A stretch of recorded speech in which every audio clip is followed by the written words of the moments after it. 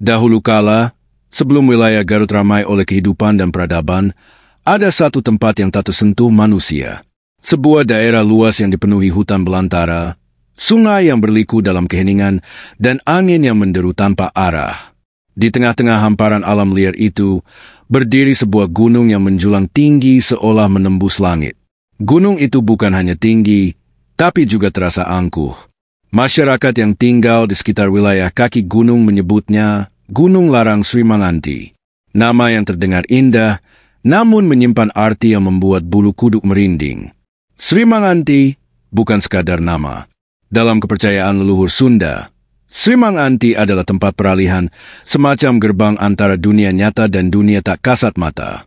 Sementara kata larang bermakna larangan, bukan sekadar dilarang masuk secara fisik, tapi juga larangan dari yang kuasa. Gunung itu diyakini sebagai tempat yang sakral, berbahaya, dan tak sembarang orang boleh mendekatinya. Bahkan para pemburu sekalipun enggan memasuki hutan di sekeliling gunung itu, karena suara-suara aneh sering terdengar dari balik pepohonan meski tak ada siapapun di sana. Kabut yang melingkupi puncaknya tidak pernah pergi, bahkan di tengah terik siang hari. Kabut itu begitu pekat dan bergerak perlahan, seolah memiliki nyawa. Para tetua percaya kabut itu bukan kabut biasa, melainkan tirai gaib yang menjaga rahasia-rahasia di puncak gunung. Konon, orang-orang yang naik ke atas tanpa izin akan tersesat dan tak pernah kembali. Ada kisah tentang seorang pemuda yang nekat menantang gunung, ingin menaklukkan puncaknya, namun yang kembali hanyalah ranselnya. Ditemukan tergantung di dahan pohon dengan tulisan aneh yang tak bisa dibaca siapapun. Namun meski mengandung bahaya, Gunung Larang Sri Manganti juga menjadi tempat yang sangat dihormati. Pada masa kerajaan Sunda abad ke-17, lereng-lerengnya dijadikan mandala, pusat pertapaan para resi, para pendeta, dan ahli tulis. Tempat itu disebut Kabuyutan, sebuah kawasan suci di mana naskah-naskah kuno ditulis, doa-doa dipanjatkan, dan manusia mencoba menyatu dengan alam. Tidak semua orang bisa masuk Kabuyutan. Hanya mereka yang telah menyucikan diri, meninggalkan duniawi, dan siap menghadapi bisikan gaib yang menguji jiwa. Suatu hari, dari arah timur gunung, muncul seorang lelaki tua berjubah putih. Ia berjalan perlahan, namun langkahnya mantap. Tubuhnya kurus, namun wajahnya bercahaya. Rambut dan janggutnya memutih, matanya tajam seolah menembus isi hati.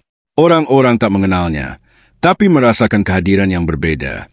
Ia tidak berkata banyak, hanya duduk di pinggir hutan dan berkata pelan, "Aku dipanggil oleh gunung ini." Sejak hari itu, nama lelaki itu dikenal sebagai Eyang Prabu Sakti, dan takdir Gunung Cikuray pun berubah untuk selamanya. Eyang Prabu Sakti memilih lereng timur gunung sebagai tempat menetapnya. Di sana, ia membangun sebuah padepokan sederhana dari batu dan kayu. Tidak besar, tidak mewah, namun terasa damai. Setiap pagi, ia duduk bersila menghadap matahari terbit, memejamkan mata, dan menarik napas panjang seolah menyatu dengan alam. Hari-harinya dipenuhi meditasi, puasa, dan tapa brata yang berat. Tak ada keluhan, tak ada rasa lelah. Dalam kesunyian itu, tubuhnya mulai memancarkan aura. Terutama di malam bulan purnama, para penduduk desa yang diam-diam mengamati dari kejauhan melihat sesuatu yang tak bisa dijelaskan.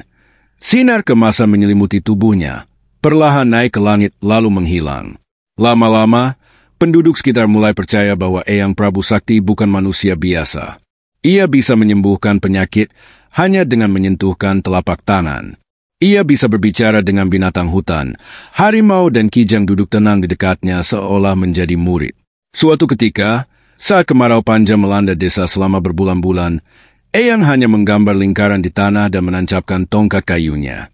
Tak lama, langit menggelap dan hujan pun turun deras membasahi bumi yang retak. Sejak hari itu, ia dihormati sebagai penjaga gunung, dan orang-orang mulai menyebutnya resmi sebagai petapa suci Gunung Sri Manganti.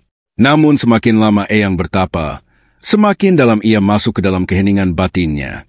Dan di titik itu, suara-suara asing mulai muncul, bukan suara manusia, bukan suara binatang, tapi bisikan yang hanya bisa terdengar saat semua makhluk lain tertidur. Suara itu datang dari arah kawah tua di tengah gunung. Ia memanggil, membujuk, menawarkan kekuatan yang tak terbatas. Serahkan jiwamu dan dunia akan tunduk padamu, Begitu kata suara itu, Eyang Prabu Sakti bergeming. Ia tahu godaan itu bukan dari dunia ini. Namun suara itu tak berhenti. Malam-malam Eyang mulai dipenuhi mimpi buruk, bayangan raksasa hitam, tanah terbakar, dan api yang menelan desa-desa. Kadang-kadang, tubuhnya menggigil dalam tidurnya, dan terdengar suara gemuruh pelan dari dalam perut gunung. Awan mendung sering datang tiba-tiba meski tidak musim hujan. Angin berdesir ke arah timur, membawa aroma aneh yang membuat bulu kuduk berdiri. Eyang sadar gunung ini sedang gelisah, dan sesuatu yang telah lama terkunci di dalamnya mulai bangun perlahan. Lalu, pada suatu malam, bulan tampak aneh. Warnanya bukan putih, tapi merah darah. Angin mati, udara menjadi dingin menggigit. Tanpa peringatan, tanah di sekitar padepokan bergetar hebat. Batu-batu berterbangan. Pohon-pohon tumbang. Dan dari tengah kawah, sebuah celah besar terbuka. Seakan bumi itu sendiri retak.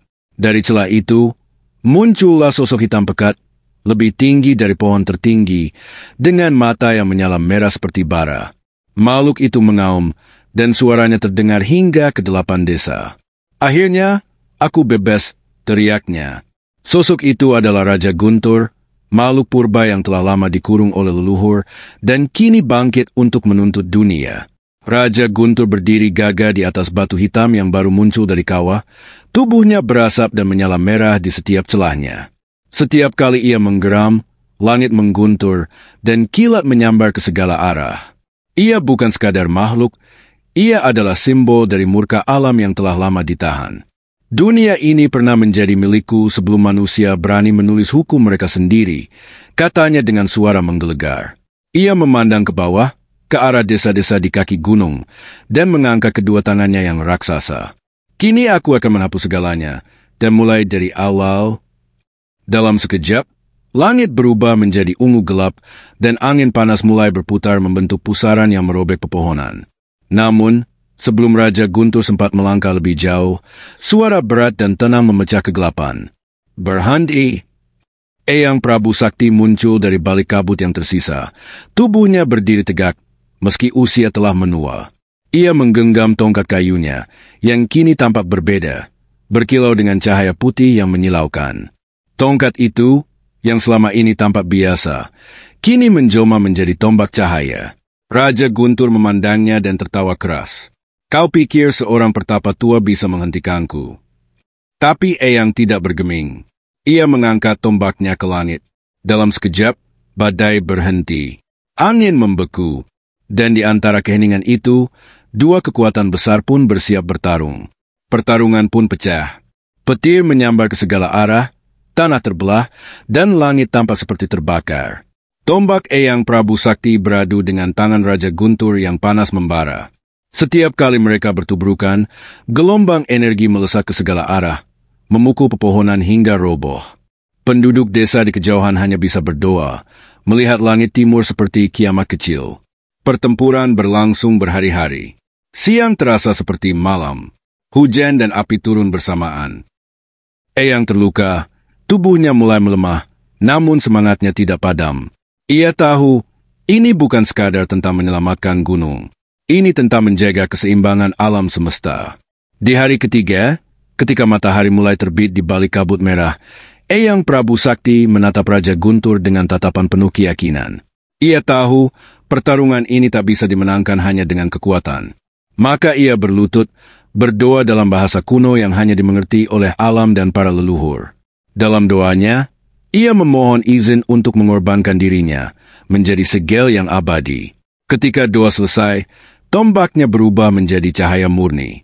Tanpa ragu, Eyang menerjang Raja Guntur dan menghujamkan cahaya itu tepat ke dada sang raksasa. Seketika, langit bergetar, tanah mengaum. Suara ledakan terdengar begitu keras, hingga desa-desa di bawahnya terguncang. Cahaya putih meledak dari dalam kawah, menelan Eyang Prabu Sakti dan juga Raja Guntur. Tidak ada yang tersisa. Hanya keheningan. Kabut kembali turun perlahan, menutupi kawah yang kini tertutup batu besar seperti stempel raksasa. Para pendeta dan warga desa datang ke lokasi itu. Mereka tidak menemukan jasad, tidak ada tombak, tidak ada jejak. Hanya satu yang tertinggal, Angin tenang dan bau harum kayu cendana. Sejak saat itu, gunung ini tak lagi disebut Sri Manganti. Ia diberi nama baru, Gunung Cikuray, gunung yang dijaga oleh rambut putih sang pertapa abadi. Sejak hari pengorbanan itu, puncak gunung selalu diselimuti kabut putih yang tidak pernah hilang, bahkan di musim kemarau. Kabut itu lembut, menyapu lereng-lereng seperti helai rambut putih sang eyang. Begitu kata orang tua-tua. Maka, gunung itu pun dinamai Cikuray, dari kata akurai atau kurai, yang dalam bahasa Sunda kuno berarti rambut putih atau uban. Mereka percaya, kabut itu adalah wujud jiwa Eyang Prabu Sakti yang masih berjaga, menjadi pelindung abadi agar Raja Guntur tak pernah lepas lagi dari kurungannya. Di tempat bekas padepokan Eyang, hanya tersisa sebuah batu besar yang berdiri tegak menghadap ke timur. Batu itu aneh, berukirkan simbol-simbol yang tak bisa dibaca, dan tak bisa dipindahkan walau ditarik kerbau 8 ekor sekaligus. Orang-orang menyebutnya batu pamagir jagat, penjaga dunia, yang datang dengan niat suci, akan merasakan kedamaian luar biasa saat duduk di dekat batu itu. Namun, bagi yang datang dengan hati kotor, konon malamnya akan diganggu mimpi buruk, atau lebih parah, dibisiki suara dari kawah yang tak henti memanggil. Kini, Gunung Cikuray menjadi tempat pendakian. Ribuan orang datang setiap tahun, mencari ketenangan, keindahan, dan tantangan. Tapi tak sedikit pula yang mengalami kejadian ganjil. Ada yang mendengar suara gamelan lembut di tengah hutan, padahal tak ada perkampungan di sana. Ada pula yang melihat bayangan putih duduk bersila di antara kabut, tak jauh dari tenda mereka. Sosok itu hanya menunduk, lalu menghilang perlahan. Beberapa bahkan melapor didatangi dalam mimpi, seorang kakek tua berjubah putih yang hanya berkata, "Jaga sikapmu di sini." Para tetua desa selalu memberi pesan yang sama bagi siapapun yang hendak mendaki. Jangan berkata kasar, jangan ambil apapun dari gunung, dan jangan buang hajat sembarangan. Gunung Cikuray bukan sekadar gunung. Ia adalah tempat sakral, tempat di mana batas antara dunia manusia dan dunia roh menjadi sangat tipis. Dan Eyang Prabu Sakti, meski tak lagi terlihat, masih berjaga. Ia tidak akan mengganggu mereka yang hormat. Tapi bagi yang sombong dan angkuh, ia bisa menunjukkan kekuatannya, seperti malam itu saat langit merah dan bumi bergetar. Begitulah kisah Gunung Cikuray. Bukan hanya puncak tertinggi di Garut, tapi juga penjaga sejarah tua, tempat pertempuran antara cahaya dan kegelapan, antara ego dan pengorbanan. Kabutnya bukan hanya cuaca, tapi simbol dari jiwa yang belum pergi. Dan hingga kini, saat matahari terbit perlahan dari balik kabut putih di puncaknya, banyak yang percaya Eyang Prabu Sakti masih duduk di sana, diam, menjaga, mengamati, menanti waktu di mana ia mungkin harus turun tangan lagi.